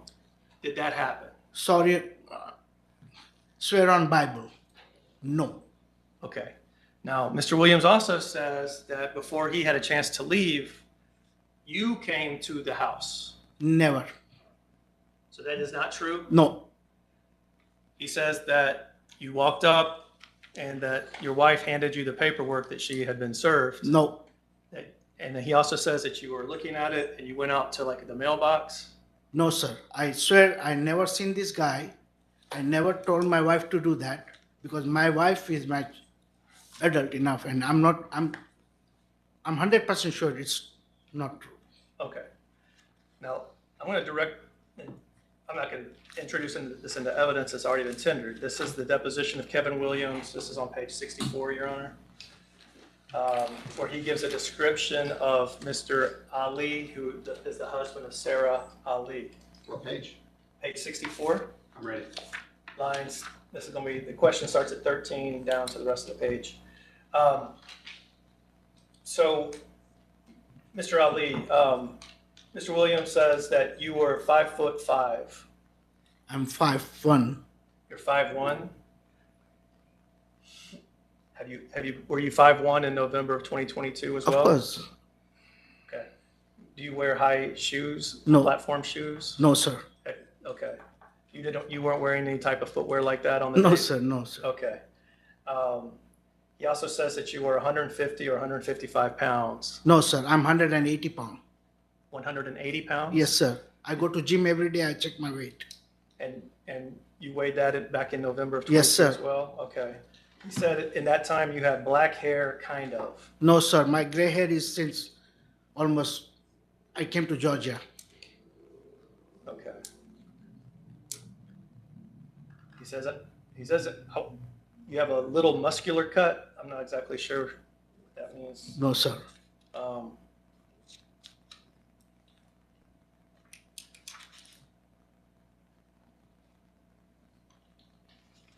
What would you have done if you had received paperwork, legal paperwork? Of course, I would have. I'm a businessman. I would have done some whatever is there. I would have responded. You have used attorneys in the Of past? course, of course. Okay. When was the first time you ever heard about this lawsuit? Well, when I was applying for the loan, first time they approved my 200,000 inventory loan for side door liquor. That time there was nothing on the file. Second time when I applied, my bank manager said that, oh, you have a lien on your property. You know that? We cannot approve this loan. First time they gave me partial loan, then I applied more loan because inventory was not enough. Okay. And that time they redid the whole paperwork. Okay. And then they said that, okay, you have a lien on this property. Do you have any idea? I said, no. So she said, first thing, make sure this is gone. Then only we can do. Otherwise, we cannot do any loan. All right. Immediately, same time I came to the court, I went downstairs, asked the clerk, she gave me all the paperwork. I called whatever the name on that lady, attorney Okay. who was there. Okay. She said that I'm in the courthouse, I'll call you back. Well, let me stop you there. What time, when was this approximately, that when your bank told you this? Couple of months, I think. A couple of months ago? Yeah. So we were talking the end of 2024? See, I signed the lease for side door liquor, 1579 West McIntosh Road in October. And we applied for the licenses and then all the loans and everything. October of 2024, sir? Yes, after Okay, October. all right. Yeah. So it was sometime after that is Yes, when sir. you Yes, sir. were Yes, sir. formed? Okay. I don't recollect exact dates, but everything happened after October. Okay. I have nothing further. So Mr. Edwards is going to ask you questions. Of course. Make sure to let him finish his question. Of course. Take a breath and then answer it. Of course. Again, we Your want a Honor, good record. Your Honor, first thing, I'm sorry I was doing like that, but my wife, this is the first time in her life, at this age, I protected her so much. And someone asking so many questions, and we never lie. It's okay. We pay taxes, we Deep work breath. hard. Deep breath, deep breath. I heard you. That's why I said, I know your heart And is someone on. wants to Hold hurt on. me? Stop. I said, I know that's why your heart was up here, that you had to stop because I couldn't allow that to happen. So now same rules apply. She's going to sit still as a statute. Mr. I'm Edwards, not going to look for it. Mr. Edwards is going to ask you questions. Deep breath, Yes, sir. answer them. Yes, sir. Don't talk over him and he won't talk over you. Mr. Yes, sir. Edwards, floor is yours.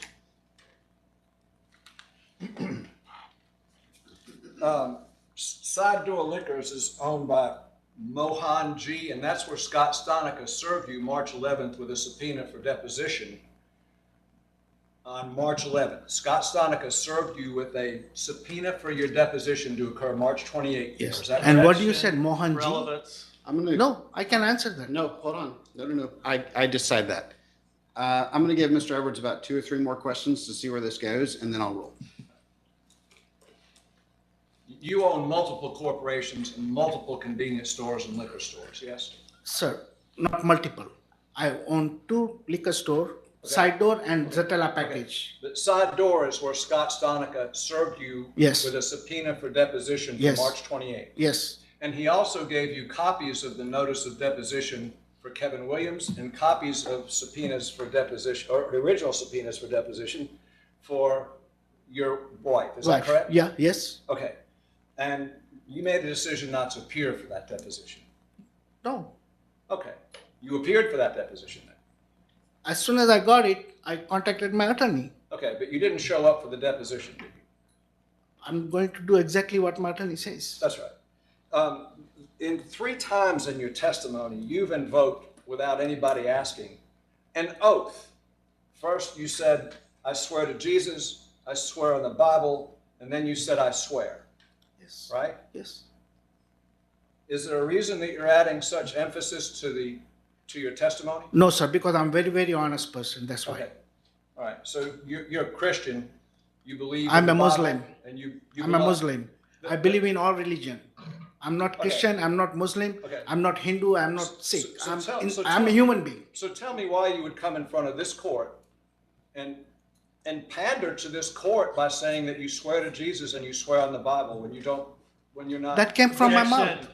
I believe this is Sustained. badgering. Everybody stop talking. Sustained. Ask your next question. He's not allowed to ask you that. He's going to ask you a different question. All right. When your wife was testifying, here's a question for you. Your wife was looking over here at you, and you were telegraphing the answers by nodding your head yes and no, weren't you? Okay. Can I describe you that? Or yes or no? Yes, I was doing that because my wife was scared. If you're Because on a please. Hold on. He's answering the question. He said yes. This is and the now he's first time. You may go. This is the first time my wife came to this place and seated here. She'd never been to this position, never in her life. And I really protect her. I protect my family. Right, right. Well, thank you for that very honest answer. So, please, sir, you go to the gym. Of course. Okay. And so you have some muscles, don't you? No. No, The way I no am. muscles either. No. No. I'm 60 No year old, muscles. 65 year old. I'll be 65 this year. Okay. All right, no further questions, Your Honor. All right. Any redirect? No, Your Honor. Thank you. You may return to your seat, Thank sir. you so much. All right. You may call your next witness. I have no other witnesses. All right. You rest. I would rest, Okay. except for argument. on this Any motion. witnesses from the plaintiff? May it please the court, no, we've tendered the deposition of Kevin Williams. All right. All right. Then as there was no witness, there's no rebuttal. I would like to hear argument specifically and narrowly tied to the opening question. I obviously gave you all, and I was grateful for the context because there's a lot of moving parts in this issue. But for closing, I would like y'all to be very narrowly focused on the opening question, the opening of the default. Gotcha. Okay. I said opening, that was the wrong word to use in this context. All right. We'll reserve, Your Honor. Okay. Mr. Edwards, the floor is yours. Sure. May it please the court. The entire testimony of Sarah Ali is incredible. The other witness, her husband, just testified that he was telegraphing her the answers. Your Honor repeatedly allowed Mr. Ali to talk to the lawyer, who then in turn is telegraphing answers to the witness on the stand. Your Honor, it's not just incredible, it's perjury. And if Your Honor, please, that really kind of sets the tone for everything that's been offered here about this lack of service. It's a completely incredible position. Kevin Williams nails it on her weight. Interestingly, opposing counsel doesn't mention that in his statement, in his opening statement. He gets her on her salt and pepper hair. It does grow out gray. He gets her on her height. He says 5'1" or 5'4", and she's 5'1". He also slightly overstates Sadru's weight, or height rather. He gets their ages perfect. He says about 60 years old. There's no explanation for why his testimony would be utterly incredible. May it please the court, we even have the details, if Your Honor has examined, and I would ask the court to judicially notice and move the court to judicially notice the affidavits of service filed by Kevin Williams, which show that in January, where's that return of service, please? Which show that in January 24th, attempted service at 3788 Sutton Place Court, Tucker, Georgia. There was a car in the driveway, the lights were on, and there were two women that came and looked out the glass window located above the front door. They were upstairs from there looking down and made eye contact with me. They went into separate rooms and did not come to the door, waited more time and knocked again saying hello. One peeked head out the door and looked back and went back in the room and did not come out the door. That was elaborated in deposition. That exactly corroborates her description of a clear glass door over the window. He saw them there. They stared at him. They refused to come to the door on that occasion. January 25th, 25. And I get it that this is the subpoenas for deposition being served, but in terms of the credibility of the witness, in terms of her prior service, it renders her even more utterly incredible. On January 25th, 5:10, attempted service, same address. There was no cars in the driveway. Lights were off inside the house and all the blinds were closed. The blinds were white in color and thick cut. They also have a camera at the front door above the door near the window, which Mr. Williams explained is often used by people intending to evade service. January 26, 2025, 3:30. Attempted service, same address. No one came to the door. There's a dog barking from inside. They had closed up all the blinds again on the windows so I could see inside it all, but I could hear movement and some mumbling. Whoever was in the house, they got the dog so he would stop barking while I was there. And in his deposition, find the dog portion of the deposition, please, look in the word index. In the deposition, I seem to recall vividly that he said it sounded like a small dog with a relatively high-pitched bark. It's on page 64. Thank you, if you're on, please. So, this business about I wasn't home at noon because that's a busy, Judge, that's not even, I don't see how anybody can honestly expect a court to accept that I usually leave by 11, so I wasn't there at noon that day because I usually use by 11.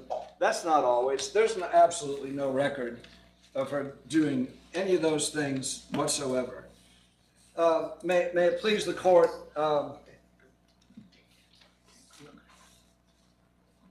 there's not any basis for setting aside this judgment based on a lack of service. Let's remember that what we would ask the court to do here is to deny the motion to set aside, grant the motion to allow Kevin Williams to file an amended return of service that is amendable, contrary to everything counsel said in his briefs and it is clearly amendable at any time under 91160G or 911-4I to amend an affidavit of service. So may it please the court, Your Honor heard the evidence, and Your Honor's really on top of what the facts are. I guess I would conclude this way.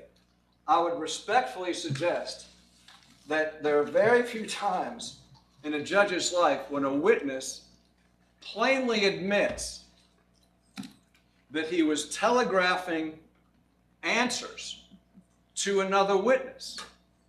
But when that occurs, it's to be taken seriously. And the regard for this whole matter, and of course, you know, there's no rebuttal, but it's in the record. They file a deed in February after retaining counsel to convey this asset out of Fatima G. Inc. and to the Ali Irrevocable Family Trust in February. This could not possibly be a worse case of bad faith and attempting to hide assets. And I would like to respond to counsel with regard, and me being incensed, when I hear counsel say that we've never talked to him, Your Honor, before this hearing started, Ms. Dinoff and I sat on that bench right there and spoke to opposing counsel. That's exactly what I said. Yeah, that is what he said. Oh, Literally what I thought he said he'd never spoken. I'm sorry to interrupt you, but. I'm sorry, I beg your pardon. I stand corrected if that's the case. That's what I heard. But previous to that, right after when this started, and they chose to enter their appearance 4 days before the depositions after being retained in December to manufacture a crisis, the communication was, withdraw your subpoenas and let us, I mean, where's the email? Okay, did I tender that? You did. Because if Your Honor, please, I tendered my email, but opposing counsel asked if I tendered his. That's the one I'm asking counsel for.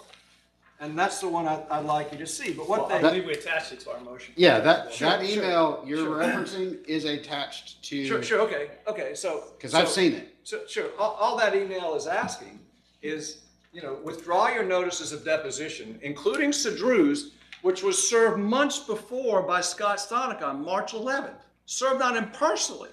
And he says, withdraw your, why should we withdraw the subpoena when somebody's been in a case for 5 months and refuses to enter an appearance, and then having refused to communicate for 5 months, although representing somebody, all of a sudden says it's our fault for not responding to him, when it's clearly, and my email says, you are manufacturing a crisis with your late appearance. Courts do not take it well when people show up and say, Judge, please give me a continuance. I was just retained, and they're retained actually months before. Courts don't take it well, likewise, when people come to court and they're clogging things up, and all this entire hearing, and to the extent that there's caseload, this entire hearing is necessary to the extent Your Honor said this whole discovery process should go smoothly. None of this has gone smoothly. If Your Honor looks at what we have here in terms of all the efforts and labor that we've been through, filing a motion for alternative service, trying to find a way to serve these folks, and then we serve them by FedEx and they refuse them, which is also in the record. There's nothing but bad faith in refusing service, deny everything, refuse to come to the door, obviously counsel instructing them, because that's what the testimony was without objection, counsel instructing them to not come to their deposition. May it please the court, there's absolutely no basis for granting this motion to set aside. We respectfully submit. Thank you. Mr. Walls. Thank you, Your Honor. You know, this is about the parties, not about the council. I try to keep it that way. But it's been a while. I've just heard so much distortion here. It's like, I mean, we were all in the same courtroom. We heard the testimony. Your Honor heard the testimony. To suggest that Mr. Ali was somehow coaching Mrs. Ali. Now, look, he got very emotional. Obviously, this is a new experience for these individuals, for these folks, and I will submit that I believe, you know, Mr. Edwards is being fairly aggressive with his questioning. There was, I don't even know if Mrs. Ali could see Mr. Ali from the table, but to the extent that, you know, curative instructions were given. Your Honor, you heard the testimony.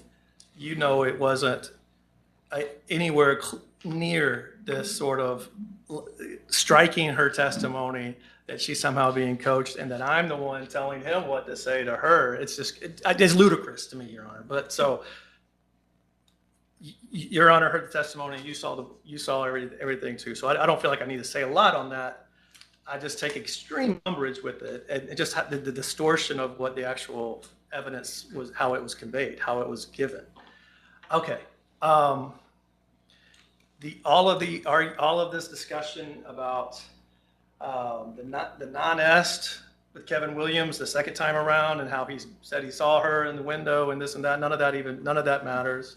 I mean, what we're talking about is the date of service, and Mr. Williams, he's wrong in his affidavit.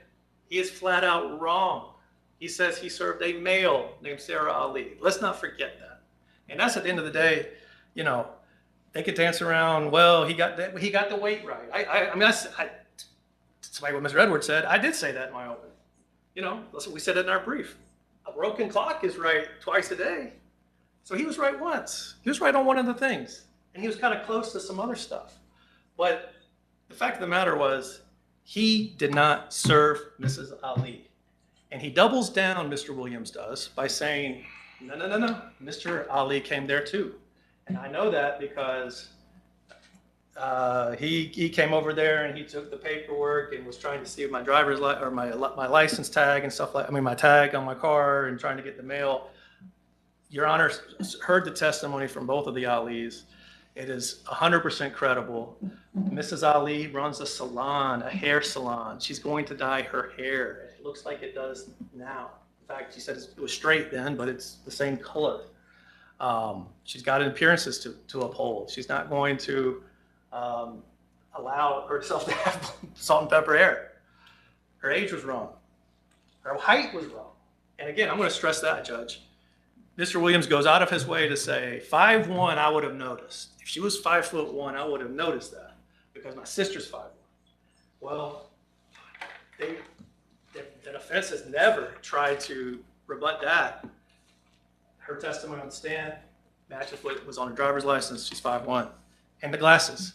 If someone wears reading glasses, that's what Mr. Williams is trying to say. Why is someone coming to the door wearing reading glasses? You heard the testimony on that too.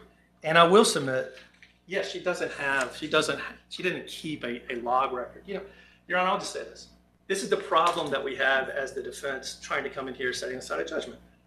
We are tasked now with essentially proving a negative. We have to prove a negative. And how do you do that? I would state on a side note, I was telling my clients this 10 years ago or so, I had a case where my client literally was on an airplane the day they said he was served. We had the tickets, airline tickets. That's an easy one. But when you're just going about your daily life, who's going to remember a year and a half, 2 years later, what exactly you were that day? All you know is you didn't get served with papers. You didn't get served with process.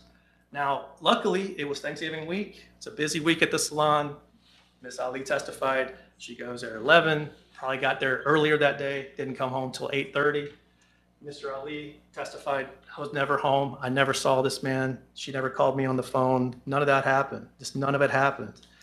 And at the end of the day, that's what matters. Now, I'll say this again. In all of Mr. Edwards' powerful oratory skills, I don't hear anything about the properness of the judgment. And that is, to me, still key in this case, Your Honor, because, as you know, we have to meet the requirements of 9/11/60. Then we have to also have to meet the requirements of 9/11/55.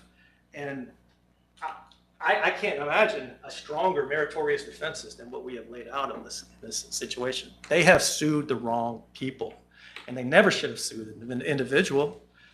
I would really love to know how Miss Ali's name got into this lawsuit. I personally suspect they looked up the court. They saw that Fatima G. Inc. owns this property. They saw Fatima G. Inc.'s registered agent as Sarah Ali. So the plaintiff said, okay, I'm just going to put them all into one lawsuit. I'd love to know the good faith basis or whatever the good faith basis was for adding her in. But it really doesn't matter because the lawsuit doesn't say she did anything wrong. It doesn't identify her. It doesn't say anything about her.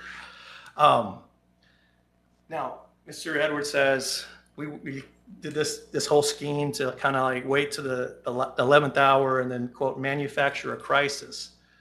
The crisis in this case is that these folks received $1 million judgment against people who never got served with process. That's the crisis. The crisis is that they seem to have no concern, no impetus to learn who the real defendant is or to make a claim under their insurance policy. They're saying, hey, we got this $1 million judgment against a company that owns property, against a lady that owns some property in DeKalb County, and that's what we're doing. We're going for that. Despite the fact there's never been service of the judgment, they never served the judgment on them, they never served post-judgment discovery up until recently. They've never tried to do anything to collect this judgment, which is peculiar to me.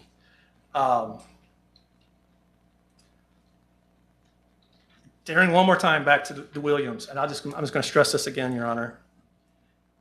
How can you believe this gentleman, who is a professional process server, had served 2,000 different times, yet doesn't notice the person's footwear that he's serving, doesn't notice the affidavit that he's signing has the wrong information, 2 affidavits rather, is texting and driving, as I already said, is breaking the law, and lied. I mean, they haven't even addressed that.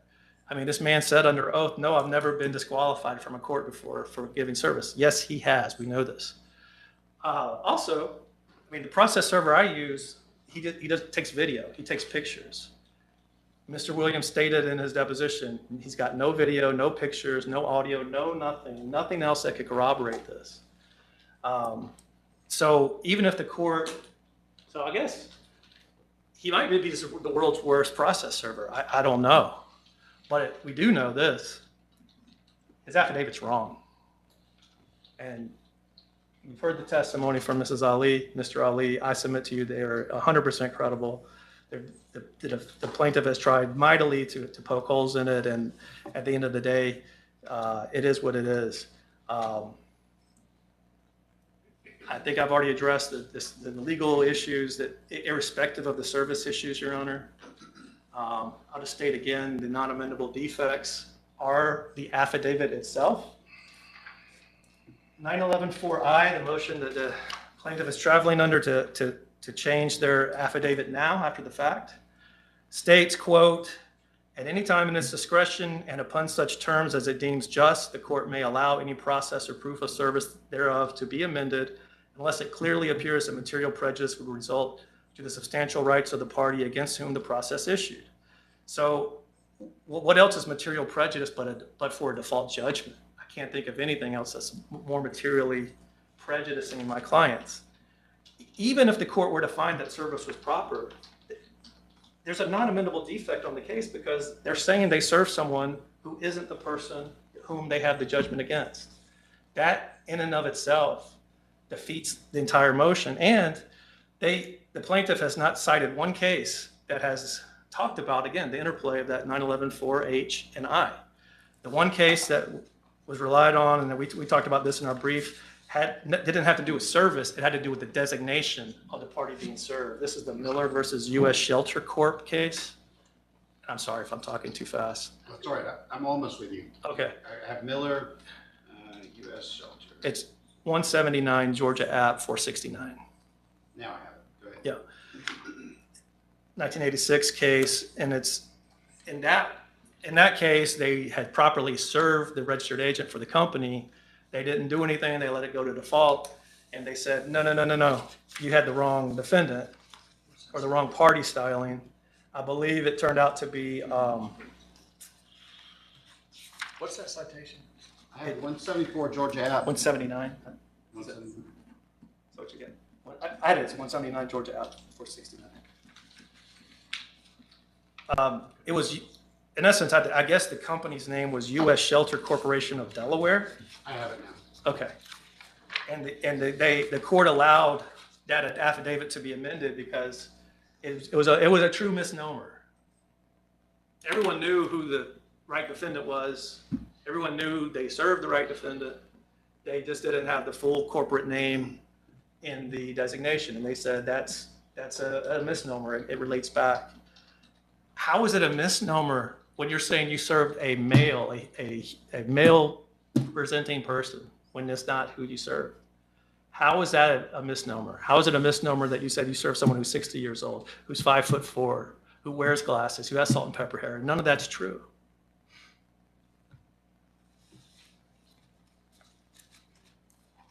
At the end of the day, Your Honor, we respectfully request that you deny their motion to amend, grant our motion to set aside this judgment, and we'll proceed accordingly. Okay. Thank Okay, so let's talk procedure from here. So obviously, as we started out, there's still a basket of motions that are outstanding. In my mind, and I'm inviting input here, in my mind, the key moment I need to make a decision on is the motion to open the default. Some of the other motions will never be heard if I were to rule for the plaintiffs or for the defense, depending on how that shakes out. Am I thinking that through? You're correct, Your Honor. That would be our, and if that's not strictly legally true, then we certainly accept the court's ruling as dispositive of the other motions. If that Okay. makes sense. Does that Agreed. work for you? Yes, Your Honor. Okay, because that'll narrow this down to a very narrow thing pathway that we can all walk. So are you all against, I would love to have proposed orders from you all. Would that be something y'all would be willing to submit to the court? Yes, Your Honor. All right. Sure, Your Honor, but ours would just be one sentence, because if to the extent something goes up, to the extent that it's right for any reason, it's affirmed. To the extent that there's something in Your Honor's order that says something that's off, were I to put something in there that shouldn't be there. Sure. So my proposed order would just say the motion on the evidence presented, and the arguments of counsel and the filings of record, that the motion's denied. And that would, unless Your Honor is instructing me to submit something more elaborate. I don't think, nobody's requested findings of fact or conclusions of law here, and I don't think that's even appropriate in a motion of this nature. Right. So I don't think anything very elaborate is required, and the facts are all well known, and I don't think it's necessary for the court to make findings of fact. I think that all that's required is for the court just to rule it either grant or deny. All right. So respectfully, yes, I'm happy to submit an order, but I don't want Your Honor to be disappointed with the brevity of what I submit. No, I'm hearing both of you all. I'm trying to remember, because obviously you've got the steps that you got to go through, and I'm trying to figure out exactly what's needed. Give me just 1 second. Okay. All right, that sounds fine. Okay. Mr. Hope says he's fine with me making the decision that he'll be happy to do the heavy lifting and do the, so you all do not need to do proposed orders. I So- don't, like I said, our side, we don't want to judge. Okay. Well, if you do want to submit something, don't let me stop you. We're not, that'd be great if you wanted to send it. So, My only ask was if we get maybe 10 days or actually 2 weeks. well, I was going to ask you what you need. So, Okay. Yeah, so I'd like 2 weeks if that's possible. Okay. With the holidays. To do- and, I've got a brief due with the Court to of do what? Appeals. To submit a proposal. he's wanting to do one with findings of fact and conclusions of law. And frankly, I'm about to go into jury trials, so you're not going to get an order from me until after jury trials are over. So Okay. it's going to be a few weeks on its best. So Okay. now it's not going to be longer than that. We generally get our orders out in a reasonable time here. So yeah, that would be fine. And as soon as I get out of trials, this will be one of the first orders we'll try to get out. All right. So, all right, any other, okay, so I'm glad we're at least on agreement that the keystone order for this series of motions would be the opening of the default or the not opening of the default. Any other housekeeping from the plaintiff before we wrap this up? No, I can't think of any. Your Honor. All right, any other housekeeping from the defense? Just to be super technical, so we're also talking about their motion to amend the affidavit as well, right? Yes, I'm